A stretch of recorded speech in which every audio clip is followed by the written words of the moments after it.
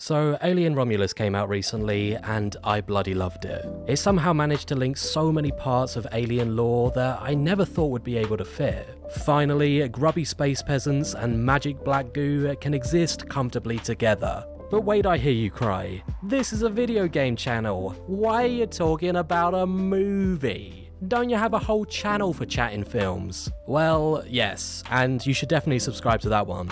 But hear me out first. After a couple of weeks of seeing Romulus, ravenously consuming all of the video essays, and just generally mulling it over, I'm pretty confident when I say, while it was a great movie, it would have made for an even better video game. Let me explain.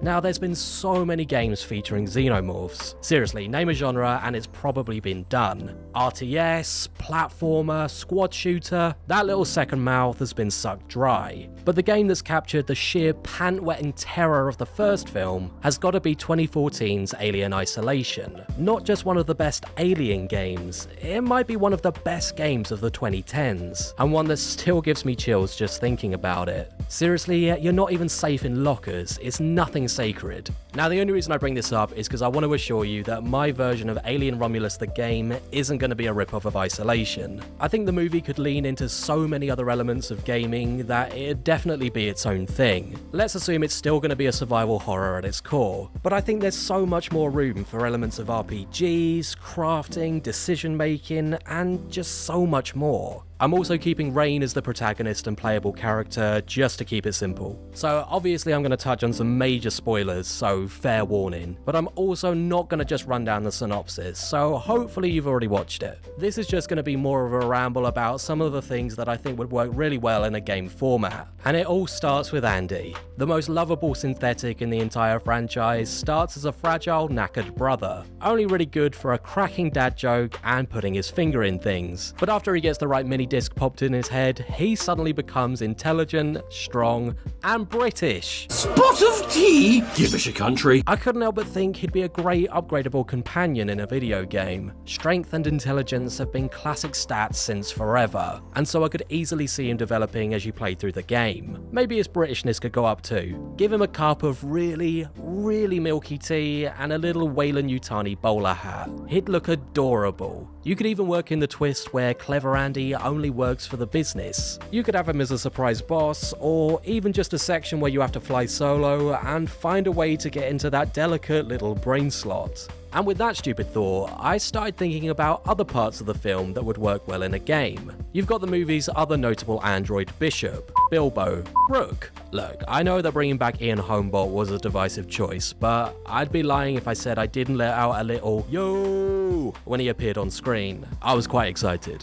Whatever you think of him, his knack for exposition dumps would do very well in a video game. Now, being a stationary torso and head, I can't see him being a companion like Andy, but as a hub character, I can. Stealing from the mechanics of the Resident Evil games, you could have to go to Rook to save your progress, store stuff, or whatever else you might need to do to make your life easier. With each visit, you're given more information needed to continue, whether it be missions, clues, or just some of that juicy lore. He might not be the most reliable source of information, but all the while you're useful, the least he can do is save your place while you go to grab a snack. I really need to get some more hobbies, don't I? If we're leaning into the whole leveling up RPG angle, you could even throw in some crafting with the station's lab. Think about it, you're on a massive abandoned spaceship, almost definitely littered with all sorts of useful junk. Take it to the lab and you could make anything and everything you could ever possibly need to survive. Heck, there's a whole part of the film where they're trying to fix the stasis pods. Tell me that's not a crafting mission. Take this idea further into the video game format and you could make your own armor, a flamethrower, or even some sort of explosive out of that silly drinking bird toy that have presumably remained popular for the last 300 years. And if you were willing to take some artistic license, you could throw the black goo into the crafting system. One of my favourite games as a kid was Far Cry Instincts, well before the series became Objective Marker Simulator. While it starts off as a pretty standard narrative shooter, there's a point where you're injected with a serum that gives you feral super strength and speed, allowing you to tear baddies apart with your bare hands. You could try something similar with the black goo injections. Rather than making you give birth to the worst thing I've ever seen, don't worry, we'll get there, they could give you some Xeno-inspired powers. Alongside strength and speed, I'm thinking the ability to climb walls, maybe razor-sharp claws, or maybe even a cute little second mouth. Who wouldn't want that? I think it'd have to be on a timer to stop it becoming overpowered, and it might take away from some of the scarier, more horror-themed elements. But let me have my scaly power fantasy, alright? So I've talked about some of the features and gimmicks that could be worked in from the movie, but what about the actual hands-on gameplay? Well, like I said at the start, I think Romulus would allow for a load of variety, quickly branching out from its survival horror foundations. Sure, we're sticking with the classic linear corridors and claustrophobic contained stages, but we can do some pretty creative things within them.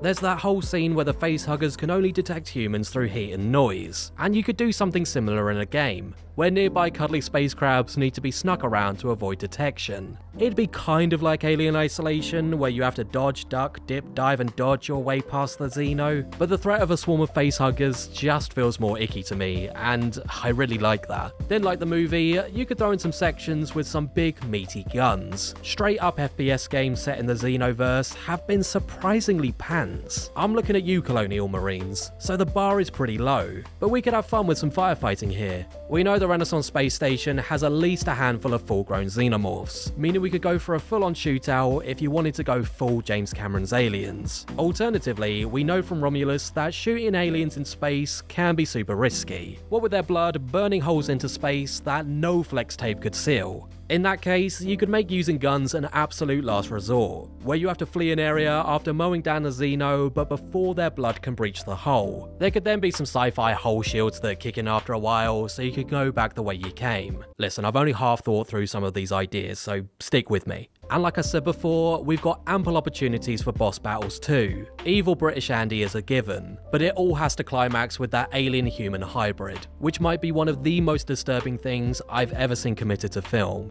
I think it's listed as the offspring in the credits, so if a minimalist, spacey version of Pretty Fly for a White Guy starts playing, you know poop's about to go down. You could go down the Soulsborne route, with multiple stages as the black goo transforms it from an evil fetus to lanky nightmare fuel. Either way, it'd be a great crescendo to an experience that's taken us all sorts of places. And I think it's exactly this that sums up why Alien Romulus would make for such a great video game. Like the movie, it would have elements of and influences from so many genres, themes and standouts from gaming history that it could be a real celebration of what's come before. Movie tie-in games are a bit of a relic of the past themselves, and I don't see that changing anytime soon. But if they did want to kickstart the trend again, I can't think of many better movies to do it for. But what did you think of Alien Romulus? Would you like to see it turned into a video game? Please let me know in the comments below. I love reading your thoughts. And while you're down there, don't forget to like and subscribe for plenty more on all things gaming. Check out our movie channel, UDS Films, and you can always visit upsidedownshark.com to keep up with everything else we've got going on. Until then, my name is Tom, this has been UDS, and we'll see you next time. Bye!